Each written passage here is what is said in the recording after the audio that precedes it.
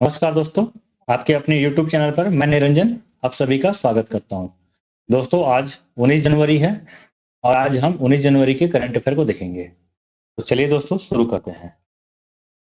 देखिए, पहला क्वेश्चन है आज का, Bharat Doppler weather radar network से कब तक कवर हो जाएगा? ठीक है, तो भारत जो है डेपलर जो डॉपलर वेदर रडार है दोस्तों, इससे कब तक पूरी तरह से सुरक्षित हो जाएगा, कवर हो जाएगा? तो इसका जो सही उत्तर हो जाएगा ऑप्शन नंबर सी 2025 तक। देखिए, साल 2025 तक पूरा देश डॉपलर वेदर रडार नेटवर्क से जोड़ दिया जाएगा। ठीक है, वे मौसम विज्ञान विभाग के 48वें स्थापना दिवस पर आयोजित एक कार्यक्रम में संबोधन दे रहे थे। कौन?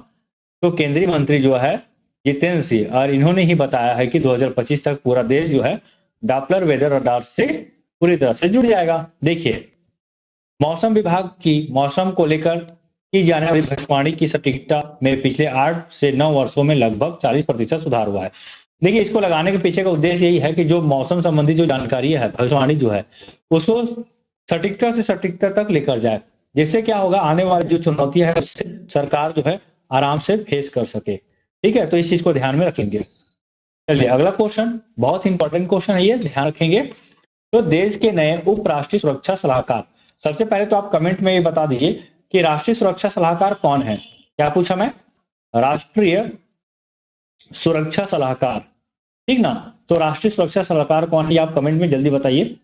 देखिए, तो उप राष्ट्रीय सुरक्षा सलाहकार हेतु किसे नियुक्त किया गया है, तो आप देख सकते हैं ये पंकज कुमार सिंह है।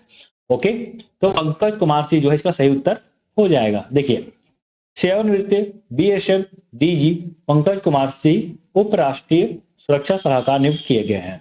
ठीक है, इस बात को ध्यान रख लेंगे। ठीक, तो इसकी जो कार्यकाल होगा ये 2 साल के लिए होगा। अब मैंने आपसे पूछा राष्ट्रीय सुरक्षा सलाहकार कौन है, तो इसका सही उत्तर हो जाएगा अजीत डोभाल। ठीक है, ध्यान रखेंगे, बहुत इंपॉर्टेंट है। और अजीत डोभाल जी के बारे में सबसे इंपॉर्टेंट पॉइंट एक याद रखिए, जो जम्मू कश्मीर में 370 वाला जो आर्टिकल हटा था, ये उनके निर्देशन में था। मतलब वो परीक्षण के तौर पे वहां पे कार्य कर रहे थे ताकि वहां पास कोई नक्सली गतिविधियां ना हो। तो बहुत ही सावधानी पूर्वक 370 को देश से हटाया गया था। उसमें अजीत डोभाल जी का बहुत ही महत्वपूर्ण योगदान था। चलिए अगला क्वेश्चन देखते हैं। एनसीईआरटी ने भारत का पहला राष्ट्रीय मूल्यांकन नियामक लॉन्च किया है। ठीक है, तो क्या लॉन्च किया है? ठीक है, तो ऑप्शन देखिए, पारक, ममता, संवेदना, नया सवेरा। तो देखिए, इसका जो सही उत्तर हो जाएगा वो है ऑप्शन नंबर ए, पारक। ठीक, देखिए, national council for education research and training यानी कि एनसीईआरटी ने भारत का पहला राष्ट्रीय मूल्यांकन नियामक पारक जारी किया है, जो देश में सभी मान्यता प्राप्त स्कूल बोर्डों के लिए छात्र मूल्यांकन और मूल्यांकन के लिए मानदंड है, मानक और दिशा निर्देश स्थापन करने का कार्य करेगा ये। ठीक है, ध्यान रखेंगे। और ये जो है राष्ट्रीय शिक्षा नीति 2020 के कार्यान्वयन के एक भाग के रूप में लॉन्च किया गया है, इसको आप ध्यान रख लेंगे। ठीक है, तो इसको आप ध्यान रखेंगे, मेन कार्य इसका जो है मूल्यांकन का है। ठीक है, मॉनिटरिंग करेंगे ये। चलिए अगला क्वेश्चन, भारत का पहला संविधान साक्षर जिला कौन बना है? तो आपको बताना है कि भारत का पहला संविधान साक्षर जिला कौन बना है। तो इसका देखिए सही उत्तर हो जाएगा कोलम। कहां पड़ता है ये? तो राज्य की बात करते हैं तो ये केरल राज्य पड़ जाएगा। ओके, देखिए, केरल का कोलम जिला देश का पहला संविधान साक्षर जिला बन गया। संविधान साक्षर का मतलब ये है संविधान के बारे में जानकारी रखने वाला। मतलब यहाँ के हर एक बंदे को आप पूछेंगे तो संविधान के बारे से कुछ न कुछ जानकारी आपको दे देगा। ठीक है, इसकी घोषणा 15 जनवरी को केरल के मुख्यमंत्री, देखिए यहाँ पे याद रख लेंगे, केरल के मुख्यमंत्री पिनाराई विजयन, ध्यान रखेंगे, बहुत इंपॉर्टेंट है, ने कोलम में वित्त मंत्री के एन बालगोपाल की अध्यक्षता में एक समारोह की थी। ठीक है, इसका घोषणा हुआ था, ध्यान रखेंगे। कोलम का सबसे पुराना नाम की यदि हम बात करते हैं तो देसिंग नाडु है। ठीक है, ध्यान रखें, देसिंग नाडु।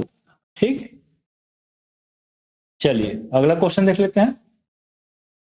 एएसआई यानी कि आर्कियोलॉजिकल सर्वे ऑफ इंडिया, ध्यान रखेंगे, आर्कियोलॉजिकल सर्वे ऑफ इंडिया ने किस स्थान पर 1200 साल पुराने 2 लघु स्तूपों की खोज की? आप देख सकते हैं। तो इसका जो सही उत्तर हो जाएगा वो है नालंदा।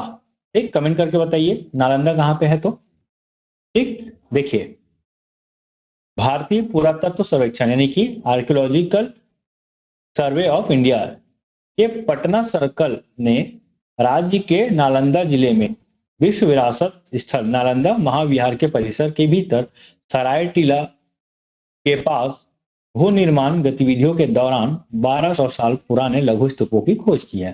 ठीक है, पत्थर से उकेरे गए स्तूप पर बुद्ध की आकृतियां दर्शाई गई है। बुद्ध की आकृतियों को दर्शाने वाले पत्थर से तराशे गए स्तूप 1200 साल पुराने हैं। भारत में 7वीं शताब्दी की शुरुआत में ऐसे स्तूप मानव के प्रसाद के रूप में लोकप्रिय थे। तो ये बहुत इंपॉर्टेंट है। ये हिस्ट्री का भी एक सवाल है। यदि आप हिस्ट्री पढ़ रहे हैं, आपके एग्जाम में हिस्ट्री संबंधित क्वेश्चन आता है, तो आप इस क्वेश्चन को बिल्कुल भी नहीं छोड़ेंगे, बहुत ही इंपॉर्टेंट है। ठीक, चलिए अगला देखते हैं।